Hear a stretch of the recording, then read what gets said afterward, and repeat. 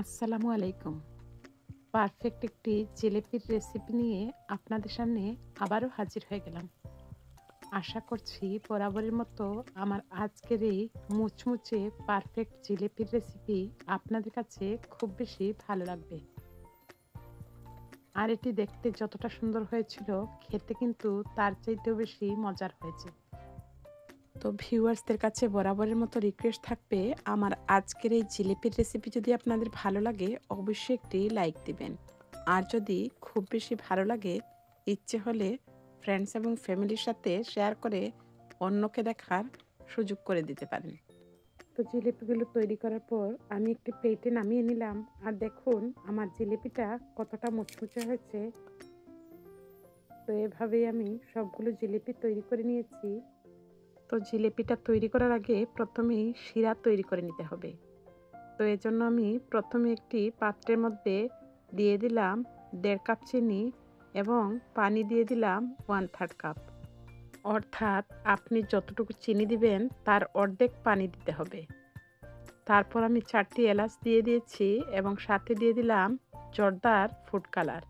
তো ফুড কালারটা কিন্তু সম্পূর্ণই অপশনাল, আপনারা চাইলে দিতে পারবেন অথবা স্কিপ করতে পারেন।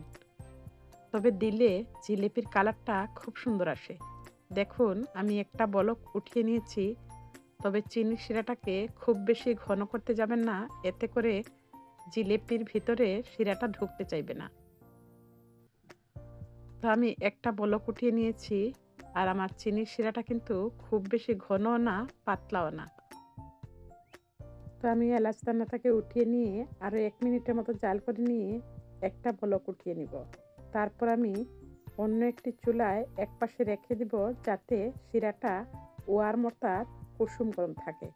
তো দেখুন আমি চুলাটা বন্ধ করে দিয়েছি। তো এক্সট্রিমলি সরি, আমি জিলিপির ব্যাটারটা তৈরি করে নিয়েছি অফ স্ক্রিনে, যেটাতে ছিল 1 কাপ ময়দা, 1 চিমটি বেকিং সোডা এবং হাফ চা চামচ ভিনেগার এবং হাফ কাপ পানি দিয়ে আমি ব্যাটারটাকে খুব ভালোভাবে গুলে নিয়ে গরম তেলে একে একে জিলিপিগুলো দিয়ে দিলাম। তো এগুলো কিন্তু অবশ্যই তেলটাকে খুব ভালোভাবে গরম করে নিয়ে অ্যাড করে দিবেন এবং একে আছে জিলিপিগুলো দুপাশ উল্টে পাল্টে সুন্দর একটি কালার আসা পর্যন্ত ভেজে নেবেন। বেশি আছে ভাজতে যাবেন না, এতে করে উপরটা হয়ে যাবে এবং ভেতরটা কিন্তু নরম থাকবে। তো দেখুন সুন্দর একটা কালার আসার পর আমি কুসুম গরম শিরার মধ্যে একে একে জিলিপিগুলো অ্যাড করে দিচ্ছি। তারপর আমি শিরাতে খুব ভালোভাবে চুবিয়ে নিচ্ছি। তো উল্টে পাল্টে 1 মিনিটের মতো জিলিপিগুলোকে শিরার মধ্যে ডুবিয়ে খুব ভালোভাবে রসটাকে শুষানোর চেষ্টা করবেন। আর খুব বেশি সময় ধরে রাখতে যাবেন না, এতে করে জিলিপিগুলো কিন্তু শিরা খেয়ে একদম টইটুম্বুর হয়ে নরম হয়ে যেতে পারে। তো দেখুন আমার জিলিপিগুলো 1 মিনিটের মতো উল্টে পাল্টে ভেজে নিয়েছি এবং একে একে উঠিয়ে একটি প্লেটের মধ্যে উঠিয়ে নিয়েছি। বাকি জিলিপিগুলো একইভাবে আমি রসে ডুবিয়ে নিয়ে উঠিয়ে নেব। তারপর আমি আপনাদের সাথে শেয়ার করে নিব আমার জিলাপির ফাইনাল লুকটা। দেখুন সবগুলো জিলিপি আমি একটি প্লেটে একে একে উঠিয়ে নিয়ে সার্ভিং প্লেটে সার্ভ করে নিয়েছি। আর দেখুন জিলাপিটা রস খেয়ে কতটা পারফেক্টভাবে তৈরি হয়ে গেল।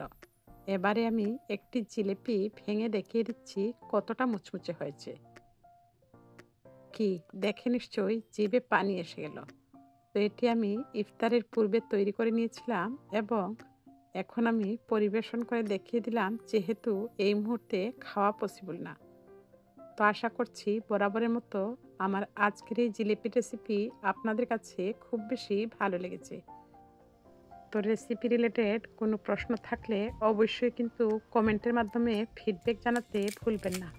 আর এরকম আরও মজার মজার রেসিপি দেখতে চাইলে অবশ্যই চ্যানেলটিকে সাবস্ক্রাইব করে পাশে থাকা বেল বাটনটি ক্লিক করে যাবেন।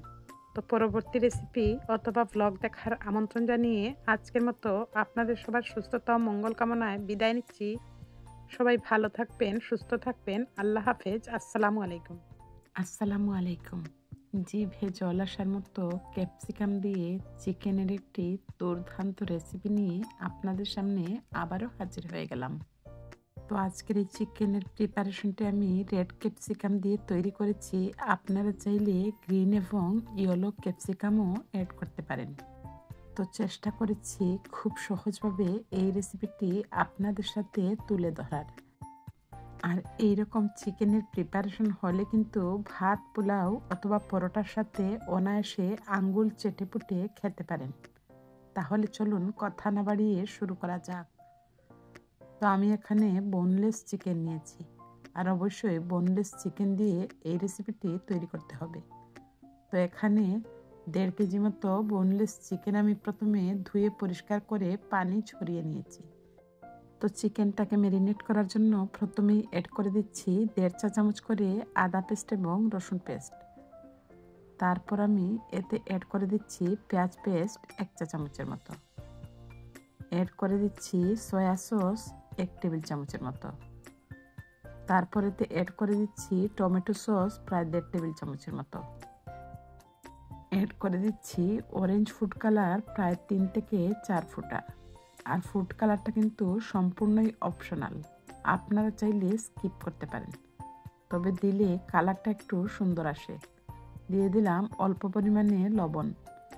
তারপর আমি চিকেনটাকে খুব ভালোভাবে হাতের সাহায্যে সমস্ত মশলার সাথে মিশিয়ে নিচ্ছি। তো যেহেতু এগুলোকে ভেজে নিব, সেজন্য আমি হাতে সময় না রেখে সাথে সাথে ভাজার জন্য চুলার পাড়ে চলে আসলাম। অ্যাড করে দিচ্ছি প্রায় 2 টেবিল চামচের মতো রিফাইন অয়েল। তেলটা যখন গরম হয়ে গেছে, চিকেনগুলো অ্যাড করে দিচ্ছি। তো অবশ্যই চিকেনটাকে ভেজে নেবেন, এতে করে এই প্রিপারেশনের কারিটা যখন রান্না করবেন খেতে কিন্তু খুবই সুস্বাদু হয় এবং চিকেনগুলো আস্তে আস্তেই থাকে। তো আমি চিকেনটাকে মাত্র 5 মিনিটের মতো হাই হিটে ভেজে নিব। আর এর ভেতর থেকে উঠে আসা পানিটাকে আমি আলগা করে নিব। যখন আমি কারিটা রান্না করব তখন এই পানিটাকে রেখে দিব। তো দেখুন আমি 5 মিনিটের মতো চিকেনটাকে হাই হিটে ভেজে নিয়েছি এবং চিকেনের পানিটা ঝরিয়ে নিয়ে একটি বাটির মধ্যে উঠিয়ে নিচ্ছি। এবারে এই মজাদার কারিটাকে রান্না করার জন্য আবারও আমি প্যানটাকে ধুয়ে নিয়ে অ্যাড করে দিলাম 2 টেবিল চামচের মতো তেল। তারপর আমি আগে থেকে 2টি পেঁয়াজকে কিউব করে কেটে নিয়েছিলাম, সেগুলো অ্যাড করে দিচ্ছি। আর অবশ্যই পেঁয়াজগুলোকে এরকম কেটে নেবেন।